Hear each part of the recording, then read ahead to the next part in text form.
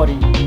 Welcome to the Success Club and welcome to Chapter 6, The Use of the Will, from the book of The Science of Getting Well by Wallace D. Wattles. Subscribe to the channel and check out my website, mynuskin.nl. Let's start. Use of the will.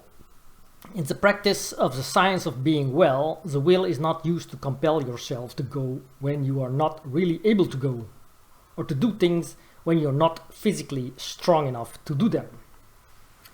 You do not direct your will upon your physical body or try to compel the proper performance of internal function by willpower.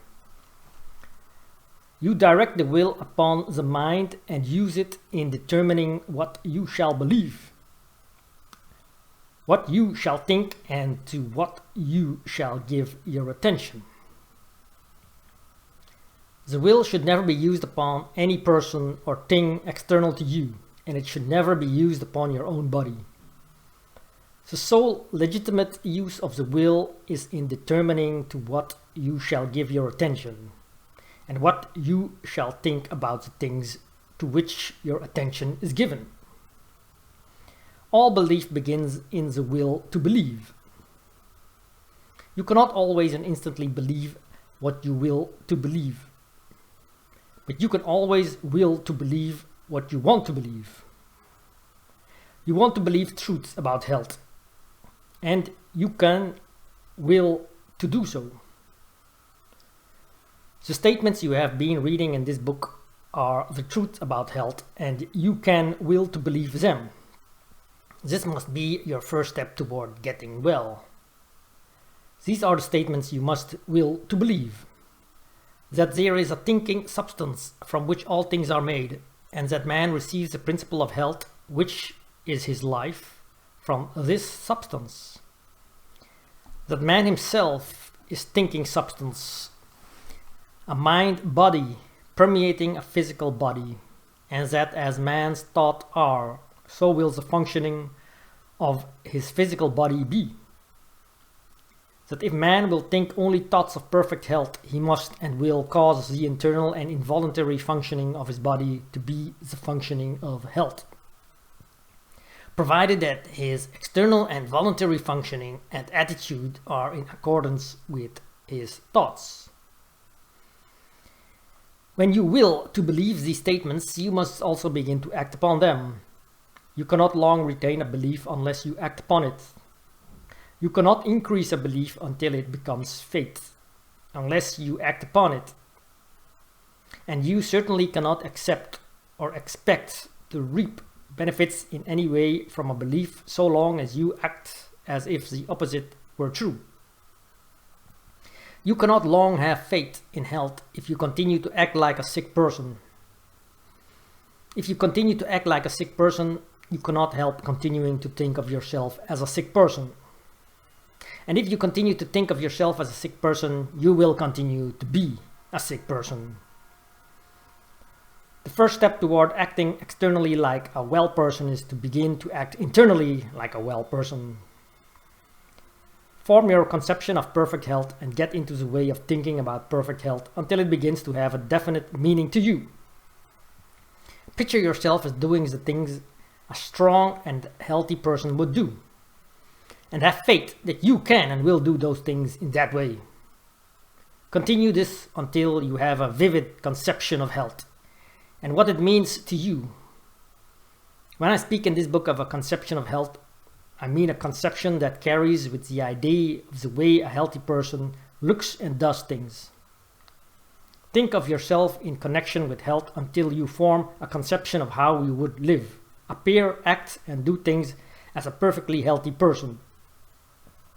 Think about yourself in connection with health until you conceive of yourself in imagination as always doing everything in the manner of a well person, until the thought of health conveys the idea of what health means to you.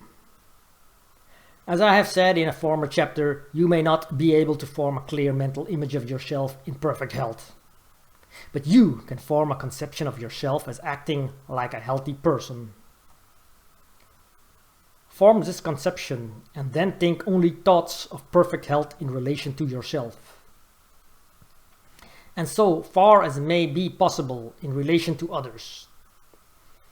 When a thought of sickness or disease is presented to you, reject it.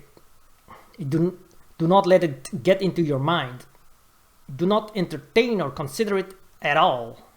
Meet it by thinking health, by thinking that you are well, and by being sincerely grateful for the health you are receiving. Whenever suggestions of disease are coming thick and fast upon you, and you are in a tight place, fall back upon the exercise of gratitude. Connect yourself with the Supreme. Give thanks to God for the perfect health He gives you, and you will soon find yourself able to control your thoughts and to think what you want to think. In times of doubt, trial, and temptation, the exercise of gratitude is always a sheath anchor which will prevent you from being swept away. Remember that the great essential thing is to sever all mental relations with disease and to enter into full mental relationship with health. This is the key to all mental healing. It is the whole thing. Here we see the secret of the great success of Christian Science.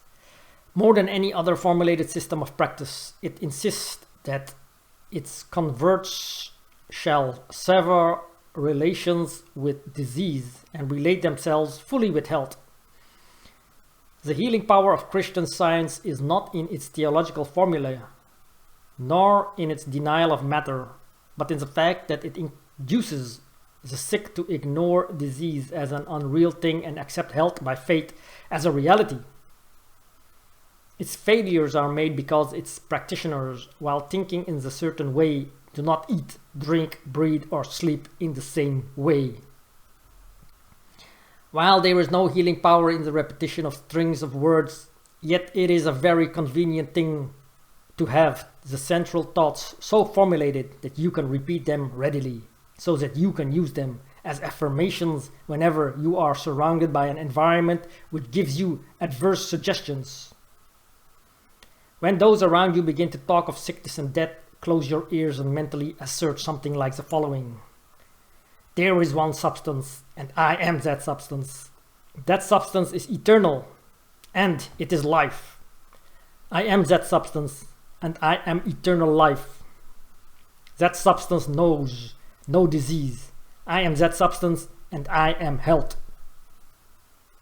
Exercise your willpower in choosing only those thoughts which are thoughts of health, and arrange your environment so that it shall suggest thoughts of health. Do not have about you books, pictures, or other things which suggest death, disease, deformity, wickedness, or age. Have only those which convey the ideas of health, power, joy, vitality, and youth. When you are confronted with a book or anything else which suggests disease, do not give it your attention. Think of your conception of health and your gratitude, and affirm as above. Use your willpower to fix your attention upon those or upon thoughts of health. In a future chapter I shall touch upon this point again. What I wish to make plain here is that you must think only health, recognize only health, and give your attention only to health, and that you must control thought, recognition, and attention by the use of your will. Do not try to use your will to compel the healthy performance of function within you. The principle of health will attend to that, if you give your attention only to thoughts of health. Do not try to exert your will upon the formless to compel it to give you more vitality or power. It is already placing all the power there is at your service. You do not have to use your will to conquer adverse conditions or to subdue unfriendly forces. There are no unfriendly forces. There is only one force. And that force is friendly to you. It is a force which makes for health. Everything in the universe wants you to be well. You have absolutely nothing to overcome but your own habit of thinking in a certain way about disease. And you can do this only by forming a habit of thinking in another certain way about health. Man can cause all the internal functions of his body to be performed in a perfectly healthy manner by continuously thinking in a certain way and by performing the external functions in a certain way. He can think in this certain way by controlling his attention, and he can control his attention by the use of his will. He can decide what things he will think about. Thank you for watching chapter 6. Subscribe, check out my Nuskin.nl website. See you next time.